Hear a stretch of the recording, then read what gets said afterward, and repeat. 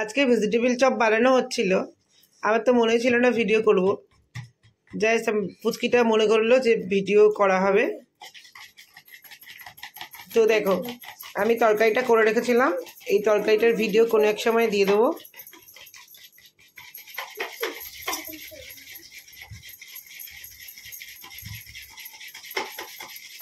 এরকমভাবে সবজিটাকে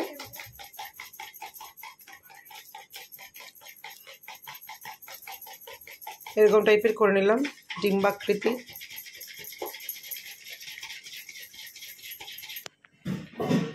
এখানে একটা ডিম ফেটিয়ে নেওয়া হয়েছে, আর এখানে হচ্ছে বিস্কুটের গুঁড়ো। এবার জিনিসটা তৈরি করব। এমন করে তুললাম, এখানে ডিমের মধ্যে ডিপ করলাম, এবার বিস্কুটের গুঁড়ো মাখাবো।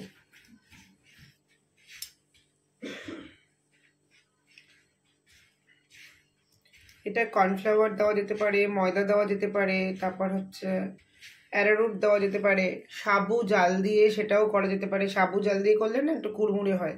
হঠাৎ করে এটা করছি তো, তাই জন্য আমি কিছুই নিইনি, না ময়দা নিয়েছি না কিছুই নিলাম না, জাস্ট এরকমভাবে করতে হবে।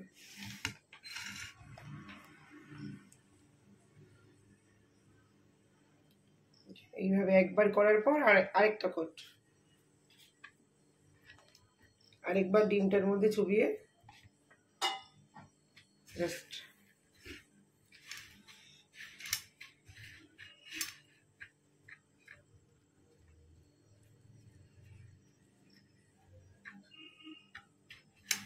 এইভাবে মাখিয়ে নেব। আর একটু ভালো মতন বিস্কুটের গুঁড়োটাকে টাইট করতে হবে, কারণ না হলে তেলের মধ্যে কিন্তু ছেড়ে যাবে। এক্সট্রা ওপরে যেগুলো গুঁড়ো যদি থাকে তাহলে তেলটা নষ্ট হবে, তেলের মধ্যে কালো কালো হয়ে যাবে।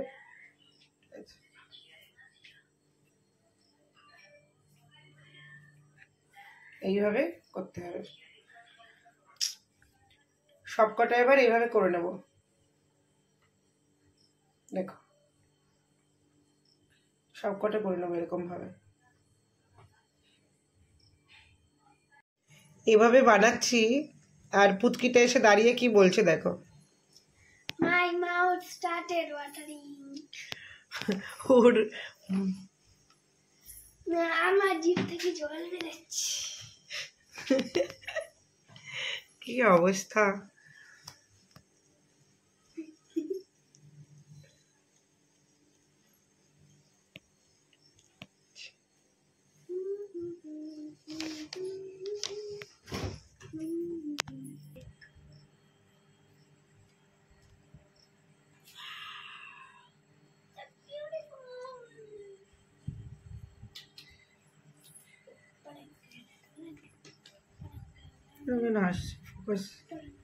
এবার ঠিক আছে, সবকটাকে কোট করা হয়ে গেছে, এবার ফ্রাই হতে যাবে।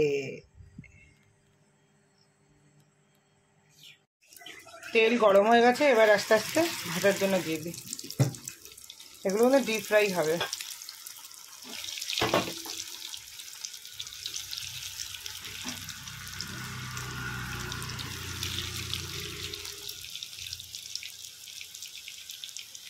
একসঙ্গেই হয়ে যাবে সবকটা।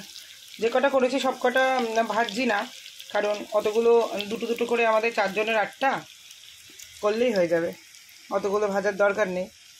রেখে দিয়েছি, ওগুলো আবার কালকে খাওয়া হবে ভেজে। এক পার্ট হয়ে গেছে, আমি উল্টে দিলাম। এবার আস্তে আস্তে পুরোটা ফ্রাই করে নামিয়ে ফেলবো। হয়ে গেল আমার ভেজিটেবিল চপ। তাহলে তোর মুখ জিভ থেকে লাল পড়া শেষ হলো? যতক্ষণ না খাবি ততক্ষণ তো আবার পড়বে না। না, আমার সঙ্গে এসে দাঁড়িয়ে আছে পাশে, একটু মুখটা দেখা। আমার সঙ্গে এসে রান্নাঘরে দাঁড়ানো।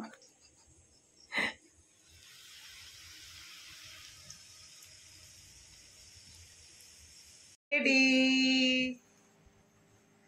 এবার সবাই খেয়ে নাও। আমার ভেজিটেবিল চপ রেডি। মাম এবার খাও, একটা ধরো শিগগিরই। হা হা হা হা।